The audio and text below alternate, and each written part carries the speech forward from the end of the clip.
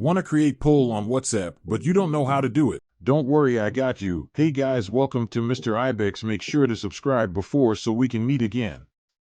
So let's begin. First, scroll to WhatsApp app. Select the contact or group where you want to add poll. Follow as I do. Don't forget to subscribe if you like this video.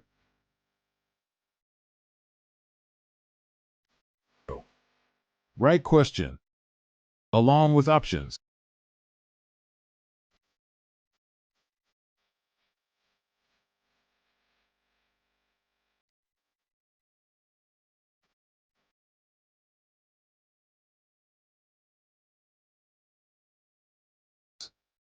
Congratulations, you can now add creativity to your WhatsApp.